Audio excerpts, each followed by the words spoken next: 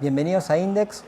Hoy vamos a conversar sobre el cruce de modalidades, la conexión entre la música, los alimentos, el oído, el aroma, los sabores.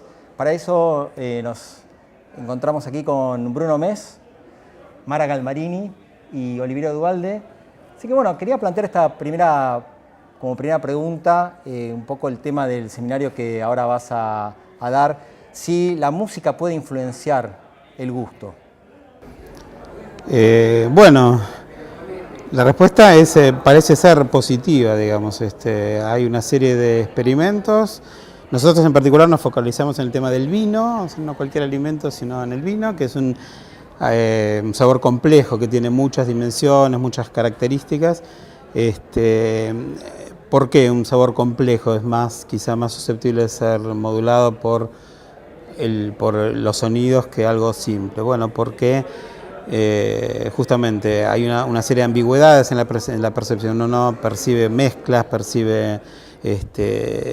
no percibe algo muy definido, sino algo que tiene muchos componentes. Entonces la música puede hacerlo a uno inclinar hacia un sabor en preferencia a otro. Y en nuestro experimento con vino vimos, por eso hay que tomarlo con pinzas. Son experimentos que hay que repetirlos, hay que hacerlos en distintos contextos, pero en principio sí, distintos tipos de música cambian o enfatizan ciertos sabores,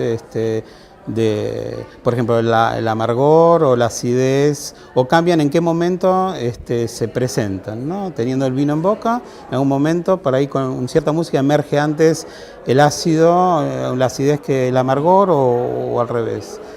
Vos, Mara, trabajaste bastante el tema queso y vino, con una técnica especial que tiene que ver con conjugar estos dos elementos. Sí, sobre todo con lo que dice Bruno, el momento en que se siente algo.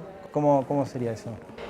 Bueno, la técnica que usamos, que es la dominancia temporal de sensaciones, lo que haces es preguntarle a la gente qué sensación es la más importante a cada momento de la degustación.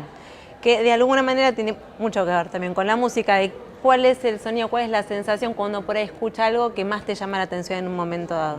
Por eso nos resulta interesante por ahí mezclar estas dos cosas.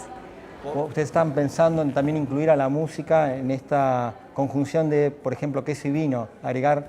Sí, bueno, hasta ahora Bruno ya trabajó con música y vino y ver qué pasa. Como él dice, hay que repetir las cosas, entonces por ahí repetir en música, vino, se puede agregar un queso, y sí, este método que lo que nos ayuda es saber justamente a cada momento de la degustación cuál es la sensación que a mí me llama más la atención, y si tal vez la música me está induyendo a ir a esa sensación. Por ahí yo no hubiera elegido el amargo en ese momento, pero la música me hace que también una conjunción de sensaciones vaya hacia elegir ese gusto o ese sabor en ese momento.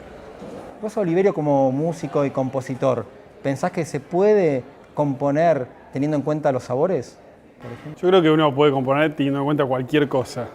De hecho, una de las cosas que solíamos decir cuando estudiábamos música con mis compañeros era que uno aprendía más de composición en las clases de pintura que en las clases de composición. Quiero decir, la mente del artista siempre tiene que estar abierta de una manera completamente transversal y no focalizada solamente en la actividad que uno hace. Entonces, cualquier cosa que ataque la problemática desde ángulos diferentes es muy enriquecedora para la creación.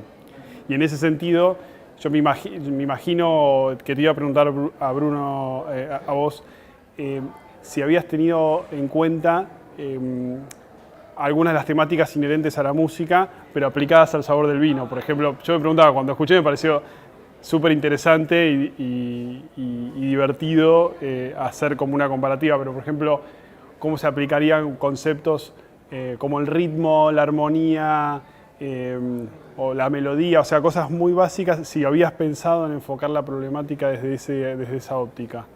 Sí, digamos, de alguna manera, en principio procedimos a la inversa. O sea, en principio lo que hicimos es pedir, digamos, no en este experimento en particular que hablábamos recién, en otro experimento con que empezamos todo este estudio de sabor y música, pedimos a gente que improvisara sobre los sabores básicos, ¿no? En un teclado MIDI, de manera que podemos recuperar toda la información de qué nota se tocó, a qué velocidad. y por la información armónica, la información melódica. Entonces, digamos, yo no lo veo como compositor, digamos, lo veo como alguien que quiere estudiar estadísticamente o en promedio cómo la gente vincula características musicales como el ritmo, armonía, etcétera, con sabores básicos. Y bueno, efectivamente, digamos, lo que vimos es eso, que digamos que cada sabor, hay 4 o 5 sabores básicos, nosotros tenemos 4 porque el quinto sabor no es muy popular o conocido, el umami no es, pero digamos que cada tipo de sabor musicalmente tiene sus propias estructuras, su propio tempo, su propio rango de alturas, su propio rango de consonancia y disonancia. Así que, ¿Cómo era la prueba? La prueba esta, la que hicimos nosotros, la primera que hicimos era verbal, era simplemente improvise algo, amargo, ácido, etc. Después hicimos otras pruebas donde efectivamente había estímulos gustativos. Claro, en lo que están pensando ustedes incluiría la prueba de alimentos. Y un factor importante es la cuestión emocional. Eso, contrastamos, digamos, estos pianistas les pedimos que improvisaran también algo que tuviera algún tipo de emocionalidad, aparte de sobre un sabor, improvisar algo, como era, algo delicado o algo. Es más complejo que una emoción, es como una indicación expresiva musical, ¿no? Algo delicado o algo de hechizo, decidido. Entonces queríamos comparar qué pasaba con los sabores y qué pasaba con la expresión emocional, a ver si la emoción es un factor de mediación entre el sabor y la música. Entonces, bueno, también eso podíamos ver que había el ácido se relacionaba con una improvisación más feroz, más agresiva, el dulce y el amargo con improvisaciones más bien tristes, bueno, que hay un factor emocional. Suena muy simple, digamos, como muy básico dicho así, pero bueno, también uno está buscando como generalidades o cosas estadísticamente. ¿Y qué pasa con la cuestión de los aromas? ¿Está relacionado también en esto de alguna manera la memoria, lo que te trae, la emoción que evoca ese aroma? ¿Pasa algo similar con lo que pasa con los sabores? Sí, nosotros, yo recién ahora estoy metiéndome con los aromas, pero hay otra gente que ha estudiado, y especialmente porque el aroma es muy importante, la dimensión de lo placentero, la dimensión hedónica, de lo placentero y lo desagradable. Y también parece ser que, digamos que, por ejemplo, es un experimento, asociar una música dada con un aroma dado. Y lo que parece vincularlos, la gente dice un aroma es similar a una música porque emocionalmente despiertan cosas parecidas. Ojo, ahí en esos estudios no se hablaba mucho de las memorias que traía el olor, que eso puede ser bastante subjetivas y personales, y eso habría que estudiarlo más, digamos, más. Eso es algo que yo quisiera hacer ahora. Claro. Se me ocurre que el aroma en relación con los alimentos también tiene un peso muy importante. Sí, pero justamente el aroma lo que tiene de más, no complicado, pero de especial, es que justamente en el cerebro está ligado al lugar de los recuerdos. Entonces todos tenemos como nuestra biblioteca olfativa que pasa, a veces nos cuesta, si yo te pido identificar un olor, yo te traigo un papelito con un aroma dado, lo más probable es que te traiga primero el recuerdo y después olor a qué es. Es como que a veces el olor a vainilla te trae como olor de una merienda o de una torta, pero tardás en decir que es vainilla.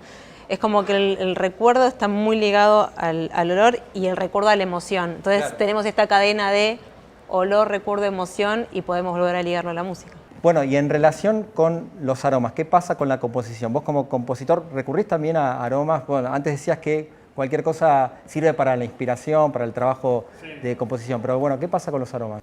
Y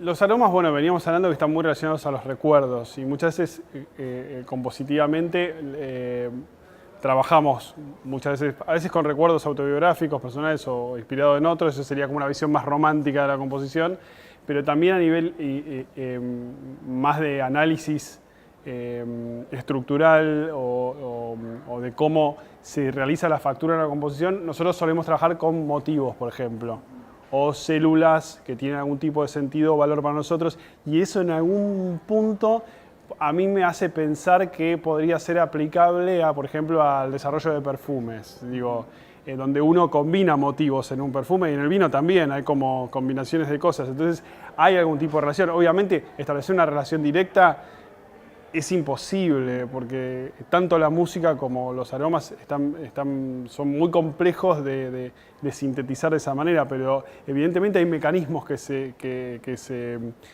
son análogos de alguna manera, muy lejana, pero realmente hay algo.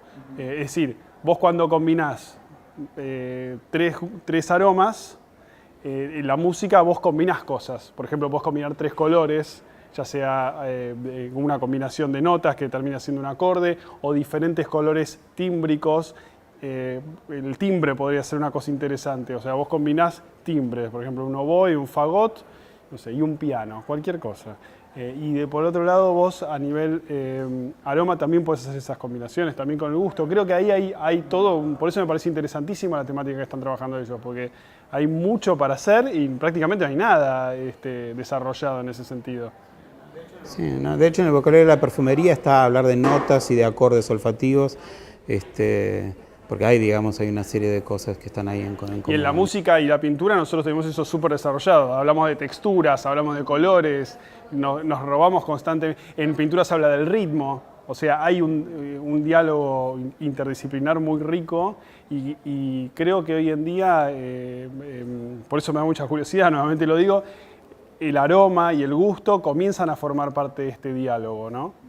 El tacto también ya estaba con las texturas y todo eso. Sí, las vibraciones, Sí, ¿no? claro. Vibroacústica, Creo que hay trabajar con muchísimo vibraciones.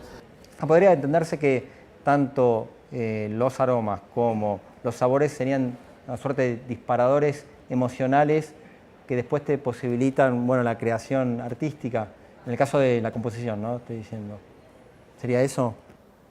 Sí, es que yo creo que ahí hay dos factores. Por un lado tenés el factor emocional, que es verdad, la música despierta emociones, los aromas despiertan emociones, los sabores también, perfecto. Pero por otro lado hay toda otra brecha, que es cómo descompones esas cosas, cómo los deconstruís. Es decir, bueno, está bien, tal sabor me provoca tal emoción, pero ¿cómo está formado ese sabor? A eso me refiero. O sea, hay como dos caminos posibles en la búsqueda de estas relaciones. Uno es el emocional, que en efecto existe, y otro es el analítico, ¿no? Que obviamente se pueden cruzar entre sí, pero... No, desde la analítica quería decir que la diferencia es que justamente el gusto y el olfato, los estímulos son químicos. En el sonido, en el color, son estímulos físicos. Entonces ahí también hay una diferencia en cómo por ahí es más fácil descomponer una longitud de onda o... bueno, justamente longitud de onda, ya sea sonora o visual, pero cuando estamos trabajando con el gusto, con el olfato, ya estás trabajando con moléculas, con un estímulo que es totalmente diferente. Entonces también por ahí, por ese lado, la parte de cómo se construye el estímulo para la respuesta es donde hace la diferencia entre las dos cosas, que es como el desafío de por qué por ahí es más difícil componer un perfume, no sé si más difícil, distinto, componer un perfume, si bien hay una analogía entre los dos. Uno estás componiendo con moléculas y en otro estás componiendo con ondas. Entonces es como que en esa parte... Igual, Mara, en TDS justamente lo que vos buscás es descomponer una sensación quizá más compleja de sabor y sensaciones más simples que en sí son también complejas, pero más sencillas, ¿no? Un vino tiene, no sé, algo de acidez, algo de amargor, algo de que se forma esta cosa compleja, pero hay algo de analítico, ¿no? No, por supuesto, el analítico está siempre. El tema es que a veces es más difícil, si se quiere... No tenés un análisis de Fourier, no tenés... Analizar desde el punto de vista que es un estímulo que también es difícil de llevar, porque el estímulo químico es difícil de guardar, a todos nos gustaría guardar un olor en algún lado y cuesta mucho más. Encontramos la forma de registrar música y de registrar imagen, pero registrar olores por ahora es lo que estaría buenísimo, sacar de algún lado, haber guardado el olor de... Ahora, lo interesante es que cuando ese olor aparece nuevamente, por ahí tiene un poder mucho mayor que el de la música, en cuanto al impacto, ¿no?, emotivo. Y lo tiene. Uno no sé si mayor o menor, pero tampoco te los olvidas los olores. No sé si... Sí, era un poco como ustedes decían, por lo menos la experiencia mía, que creo que es lo que nos sucede a todos los seres humanos, que los olores nos llevan directamente a una situación experiencial anterior. No sé si lo hablamos en cámara o fuera de cámara, pero increíble. No es que uno recuerda el sabor de la vainilla, recordás a tu abuela haciendo la torta. Y el color de la cocina y la luz, y aparecen un montón de cosas. Eso me parece fascinante, del aroma sobre todo. Vos, Mara, también estás trabajando estas cuestiones en relación con el tiempo, ¿no? Con la concepción Un poquitín. del tiempo, del transcurso del tiempo, ¿no? Con gente de psicología. Sí, que en realidad lo que ellos están, que es más un trabajo de la gente de psicología de acá de la UCA, es estudiar la percepción del tiempo, cómo uno percibe el paso del tiempo en tiempos muy cortitos, hablamos por ahí segundos, minutos, cuando tenés un olor positivo, o un olor que tiene una asociación hedónica positiva, algo que te gusta, y cuando estás en contacto con un olor desagradable. O sea, cómo es que el olor también te puede impactar tu percepción del paso de segundos, no estamos hablando de, pero por ahí cómo calculás un minuto cuando tenés un estímulo olfativo negativo que vas a sentir que pasa mucho más lento, o sea, en vez de calcular el minuto al minuto, a los 50 segundos sentís que ya pasó un minuto, porque esto como que es desagradable, este olor te está por ahí molestando, y el olor agradable, que por lo contrario por ahí hace que la percepción del tiempo sea distinta también. ¿Y han trabajado algo en relación con cómo vincular la música, los sabores, los aromas, en relación, por ejemplo, con presentar un producto, venderlo, la cuestión del marketing, digamos? ¿Está investigado eso? Sí, yo no, pero sí está es uno de los principales intereses en esta cuestión, digamos, ¿no? Suponete, sí, una música realza el sabor de un vino en un restaurante, bueno, entonces es algo que interesa a los chefs, al marketing, o cómo, digamos, una música congruente con un perfume, bueno, cómo presentar la información. Uno puede hacer oler por televisión un perfume, pero hacer cosas que produzcan asociaciones que tienen que ver con las características olfativas de ese perfume. Si uno pudiera llegar a eso, bueno, eso se investiga mucho, interesa mucho. Sí. Vos, Mara, también, ¿no? Algo de esto. Sí, es el famoso neuromarketing, que hoy en día está, bueno, con el olfato los negocios tratan de que sus marcas se vinculen a un olor determinado, sobre todo en las marcas de ropa, los negocios que hacen tratar de justamente que ese olor te recuerde a esa marca y también agarrarte por ese lado. Bueno, les agradezco estos minutos de charla. Mucha suerte ahora en el seminario. Gracias. Nos encontramos en un próximo espacio de Index.